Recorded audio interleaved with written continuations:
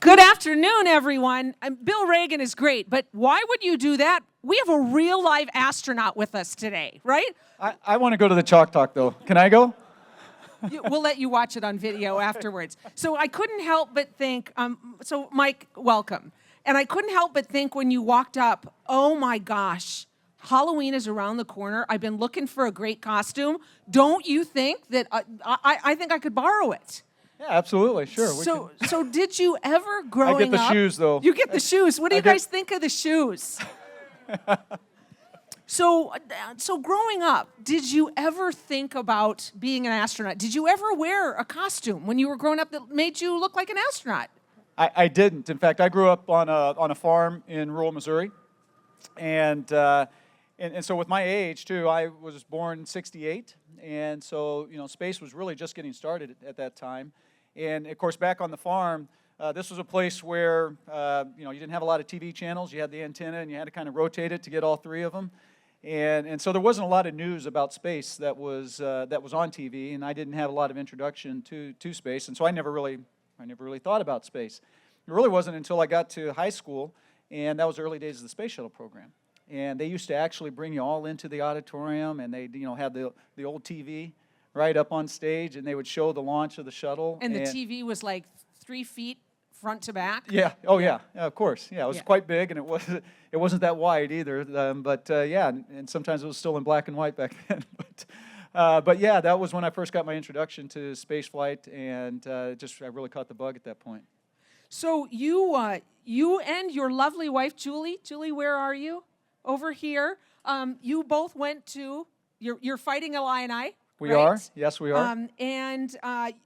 Amazing. In addition to all the things that he's done, he was I want to make sure you had a Bachelor of Science in Aerospace Engineering, but you were also a 3-time starting safety and captain. How did you fit that all in? Well, I was also doing Air Force ROTC, and I was in a fraternity at the time as well. So there was a lot going on. There definitely was, but the nice thing was you set your priorities. And my priorities kind of started with school, and then it went to Air Force ROTC, then there was football, then there was the fraternity. And yet at the same time, it was one of those things where on a day-to-day basis, you would adjust your priorities depending on what was going on. So Saturdays were for football. But during the week, you definitely focused on the academics, and then on certain days you had to focus on ROTC. But one of the neat things about it was, like the fraternity, I said that was the fourth, but it was probably one of the most important, because at the end of the day, I'd get home at 11 o'clock at night, and there was always a brother there that was available just to sit down and hang out and kind of relax a little bit. And sometimes that's just as important.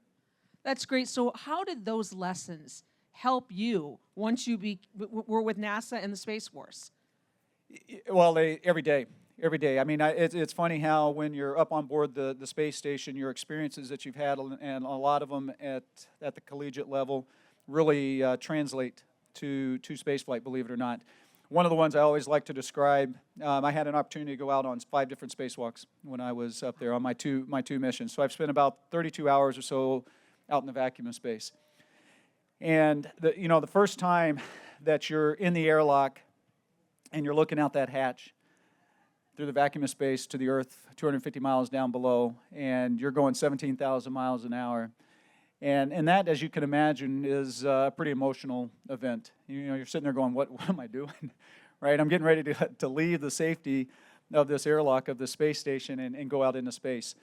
But then I realized that I'd been there before, multiple times. And that was when I was in the tunnel getting ready to run out on the field for a football game. A lot of the same emotions that you're experiencing when you're about ready to go out on a spacewalk, you're experiencing as you're getting ready to run out on a football field and play the game. And so there's that threshold, and you're going to cross that threshold, and you're going to leave that safety behind. You're going to leave the locker room, you're going to leave the airlock, and you're going to go out, and you're going to put it all on the line.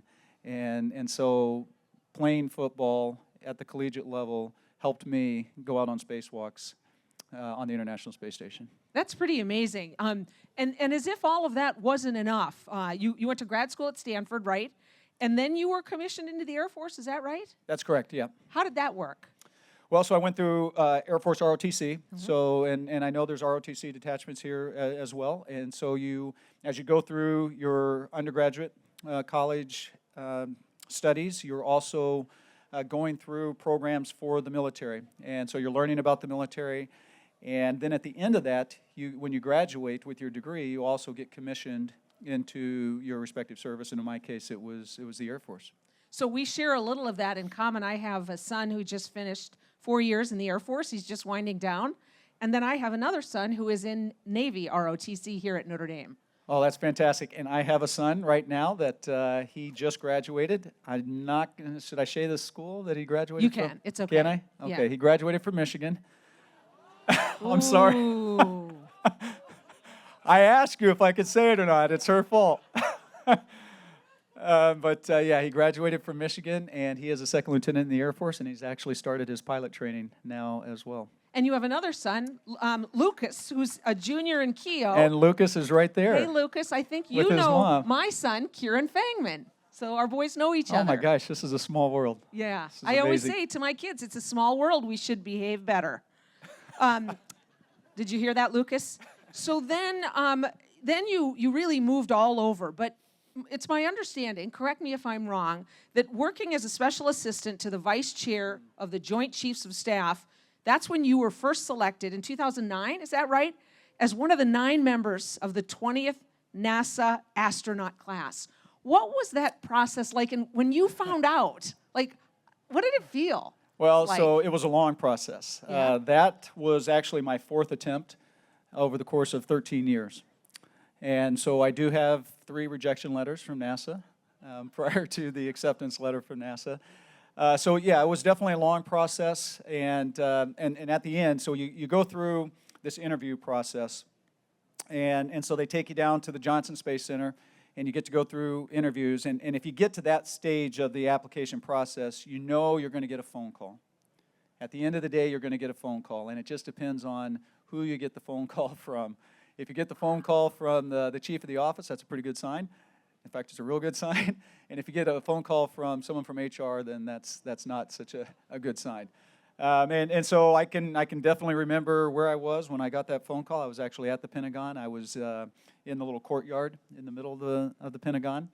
And yeah, that's a moment that will always stick with me. That's a moment that you know about it. You know about the phone call. And so when it finally happens, it's incredible. I know I would have just jumped up and down screaming. Probably you didn't do that in the courtyard of the Pentagon, did you? No, I did not do that. I saved that for when I got home.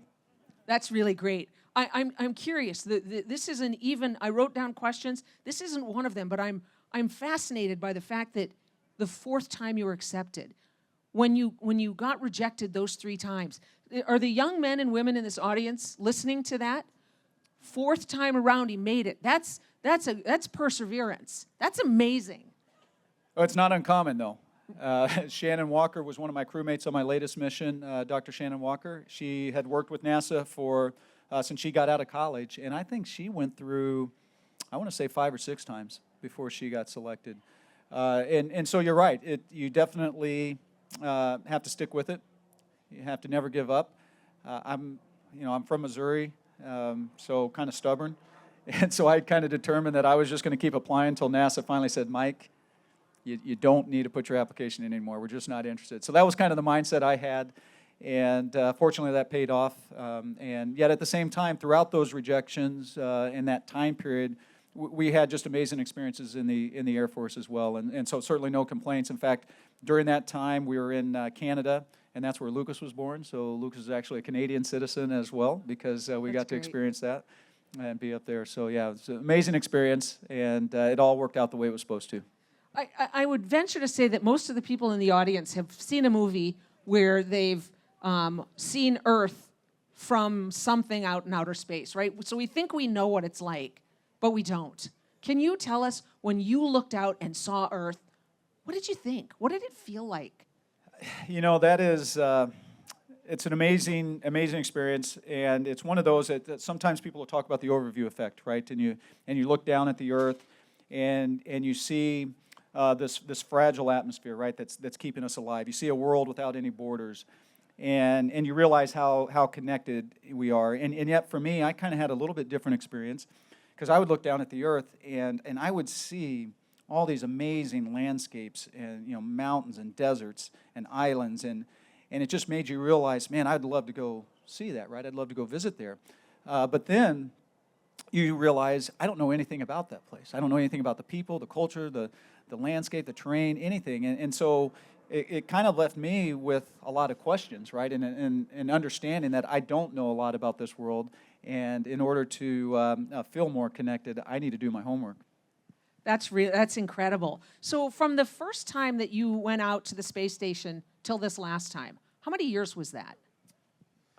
So let's see, I showed up in 2009, and I was very fortunate, got assigned right away, so launched to space in 2013. So that was a 4-year period, and that's about as quick as we get to space these days from the time you show up. So yeah, 2013, and then today, 2021, so it was 7 years in between my 2 flights. And 7 years is a long time. What had changed? What was different for you? Between the 2 flights, yeah. There was, well, it's funny because when I floated into the station on the second flight, I felt like, man, I never left. It all was very familiar to you. It was very comfortable to you. On the other hand, the station has really grown in terms of its capacity. The International Space Station is a national laboratory. And so we're doing science, and we're doing a lot of science, and the ability, the types of science that we're able to do up there has just grown immensely since I was there the first time 7 years ago. And so they're sequencing DNA. We're doing some incredible science up there that is not only meant to benefit exploration, right, when we want to go to the moon and onto Mars, but it's also benefiting life down here on Earth. And so that is something that I really saw a big difference in, is just how much science we were able to do this time around versus the first time around. Incredible. That's amazing. I know that our audience has questions, but I want to just one more. So you're a Notre Dame dad. You're Notre Dame parents, right? And so in many ways, obviously, you're here because of the role that you have, which is so impressive. But you're here because of Lucas, right? See that Lucas over there? He's got his fist. And so I'd love to know, now that he's a junior and you've watched him here, what does it feel like to be a Notre Dame parent?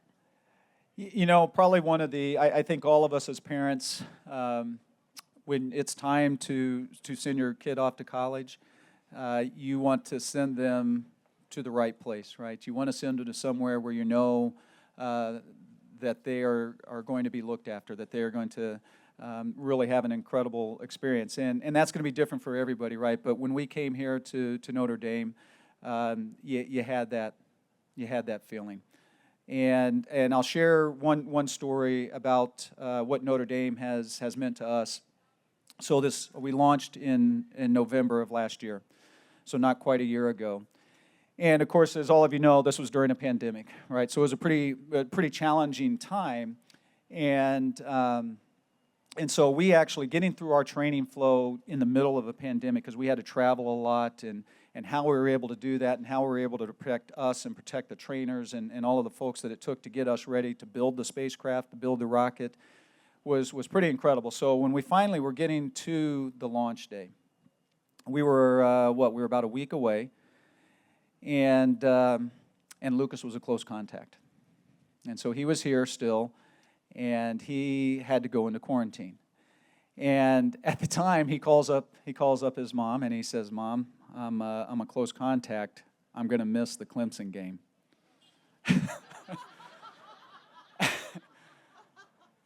And Mom says, "You realize that you're going to miss your dad's launch to space."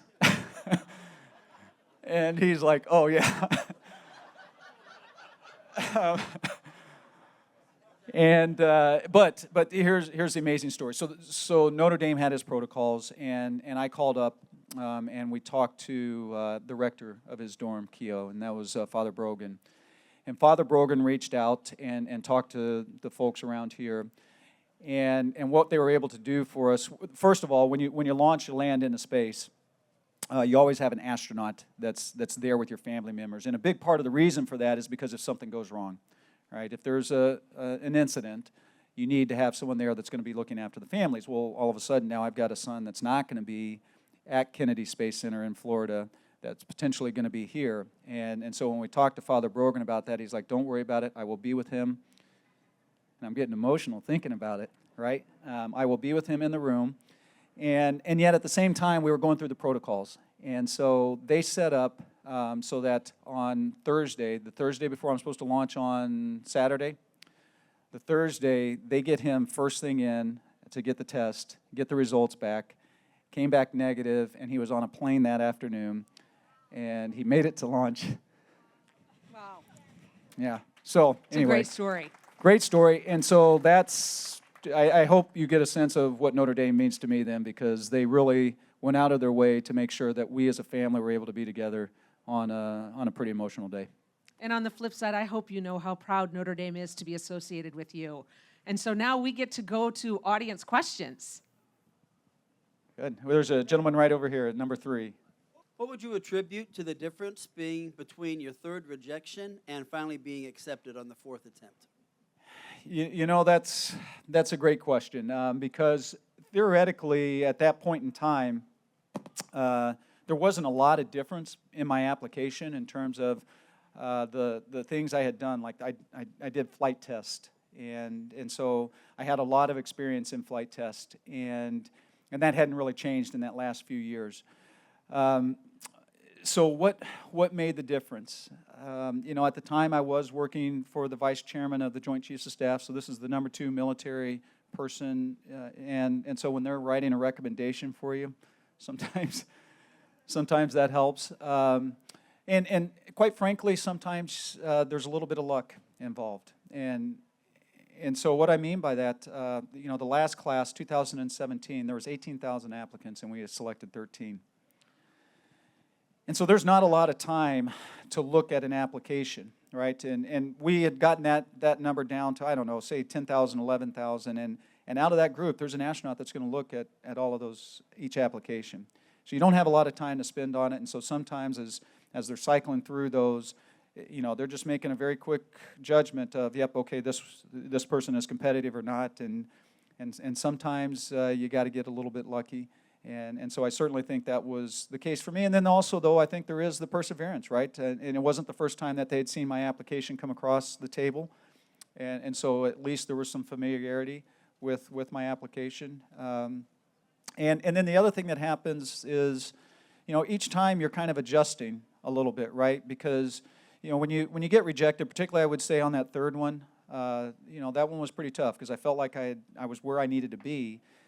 And so you've got a choice at that point, right? You can sit there and decide, you can be bitter about it and blame the process, blame whatever, or you can sit there and you can reflect, is there anything I can do to try and improve, to adjust? And so I took the latter approach, and I think I made, you know, some adjustments to you know, to my application. I did some different things in my career at that point in time, and all of those I think helped lead to finally getting selected. So thank you. She's coming up with the mic. Yeah, Mike, Sean Hanrahan here. I live down in Satellite Beach, Florida, so watch you go up on your SpaceX ride. A couple questions for you. First one, as a pilot, did you find it strange to be in the SpaceX capsule, not having a traditional stick and throttle, just using a touch screen for controlling attitude and everything? Second, which was a better ride, Soyuz or Falcon 9? So the first answer is yes. The question was, did it feel strange? So the way the SpaceX capsule is designed and built is it has touchscreens. And so most of, when we fly the SpaceX capsule, most of everything is happening automatically.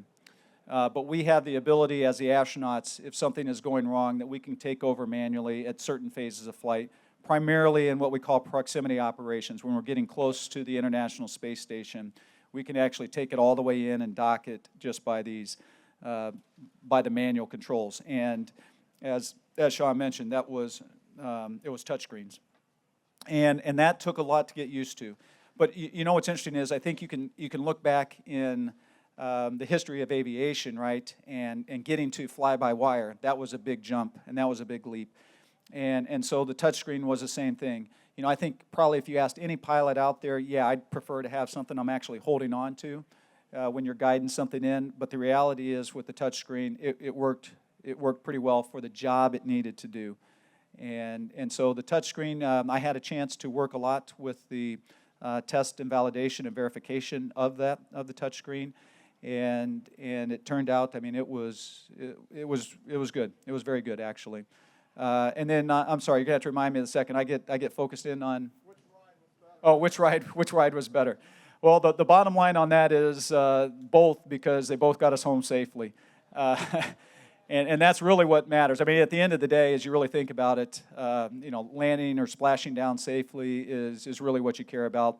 And so, there's plus or minuses to both of those vehicles. The Soyuz, this is a vehicle that was built back in the 60s. So it's got a lot of history. It's got a lot of flights behind it. It's very reliable. It's very robust. It launches on a ballistic missile, right? So this thing can launch in anything, and it does. The SpaceX is a much more a newer vehicle. I would say, for me personally, is a little more comfortable just in the way you sit in the vehicle. The touch screens, it allows you to do some things from a control standpoint that you don't necessarily get with the Soyuz. But on the other hand, it has some sensitivities. It's a new vehicle, for one. It doesn't have the history. You have some restrictions in terms of weather conditions that the Soyuz doesn't have to have. So sometimes it's a little more challenging meeting those conditions on launch and landing days. So there's plus and minuses to both of them. However, I will tell you that the ride up on that Falcon 9, that was something special. There's a point when you're going uphill, and it takes you 9 minutes, a little less than 9 minutes, to go from 0 to 17,000 miles an hour, and you're in space. And there's a point in there where they have to slow the rocket down a little bit. So we call it throttle back, and because of structural limitations. But then once you get through that and you get high enough in the atmosphere, they throttle it back up and giddy up. It's going somewhere, and you're going there in a hurry, and that was a heck of a ride. We have a young man right here, a future astronaut. So you mentioned earlier adjustments you had to make between your applications to NASA, and I was just wondering what kinds of adjustments those were, whether they were with the Air Force or leadership opportunities or personal life. Yeah, no, that's a great question. So I'll go back then to between my second application. I'd gotten the rejection letter, and my wife and I, we were kind of at a decision point in our career of what we wanted to go do. And I thought at the time, because one of the people that did get selected on that cycle, he was a flight test engineer like myself, and he had his PhD. I only had my master's at this time. And so we were sitting there thinking, oh, well, I need to go off and get my PhD. I really didn't want to do it, though. And we had another opportunity in our life in the military, to go live overseas and study, but in a non-technical field. And so I really thought, if I did that, which would be good for our family, it would be a great experience, but that it was really going to take me out of running for NASA. And so we ended up selecting to go overseas and study. And I thought at that point that I was giving up my dream of being an astronaut, because I just thought I wasn't going to have done the things I needed to do. But then it's interesting because, and so that changed my application, right? That took me down a path. And that one wasn't intentional, right? But it was probably one of the best moves I could have made, because when I applied in 2009, the space shuttle was getting ready to retire.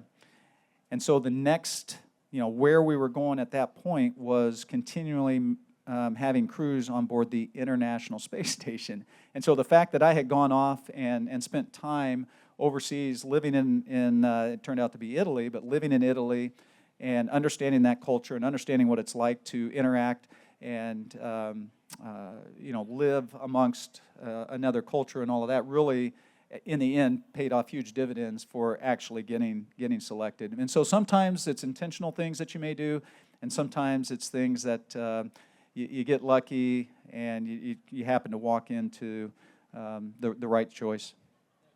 I think we have time for one more question. Thank you. First of all, thank you for your service, your family. Thank you. And welcome to Notre Dame. I got two questions. One technical from my roommate from the class of '69, who's a retired Navy pilot, test pilot, and astronaut applicant, Joe Garbros. And he asked, how do you catch up to the space station? Yeah. Do you speed up into a higher orbit, or do you slow down to a lower orbit? And the second question is more general. how do you feel about the private citizens now going up Yeah. into space as, I guess, astronauts? Right, yeah, so the way we catch up to the station is you're actually in a lower orbit, and so you're going around the Earth faster, and so you do catch up. And so what actually ends up happening is we have what we call these phasing burns, and we're adjusting the altitude. And so we'll actually, we get into space, we're at about 200 kilometers, and then the station is up at the 400-kilometer range, right? So we'll slowly raise our altitude through various burns that will then kind of slow our closure rate, if you will, with the space station until we get into that right below it, into the proxops, and then it's all just relative navigation at that point. And then the next question was, what do I think about the private astronauts that are going up? I absolutely love it. I think it's fantastic because they are moving the ball forward in terms of human space flight, and I think that's a good thing. There was a lot of articles, if you weren't following it, but for us as astronauts, you can imagine we are. But when we see some of these others, there's this big debate in the media about what are we going to call these people, right? And are they astronauts? Are they not astronauts? And I always think, what a great problem to have, right? These are other people that have gone above 60 miles, and we're trying to figure out what are we going to call them. Well, that's a good thing. And so, people like, if you saw the news recently with Blue Origin and William Shatner getting to go up, right? He's 90 years old. And that's a great test point, right? Because that means someone that's 90 years old could survive the rigors of launch and of landing, right? And so despite the fact that he wasn't up there that long and he didn't go as high and all of those kind of things, we still learned something from that. Inspiration 4 was a SpaceX mission that was all private citizens that launched and was up there for 3 days. And again, the same kind of thing, right? You took 4 people that 6 months prior to the launch weren't even a crew, and you were able to train them in the things that they needed to do for that particular mission and launch them into space, let them stay up there for 3 days, and then bring them back home safely.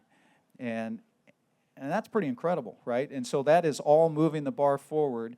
And what it's doing is opening up this low Earth orbit to a low Earth orbit economy, and really turning a lot of it over to commercial. And that's going to allow NASA then to focus on going back to the moon and going on to Mars. And so one of the things I always love is this generation that are students here right now. This is the generation that's going to be walking on Mars someday. And I mean, how exciting is that to realize that someone here right now is a student and they could be putting their boots on Mars. And so I think that's what these other missions that you're talking about are going to allow us as a country and as an organization to do, is really focus on going back to the moon and then on to Mars. Hey, I think that's it. Ladies and gentlemen, let's hear it for our favorite astronaut, Mike Hopkins. Thank you.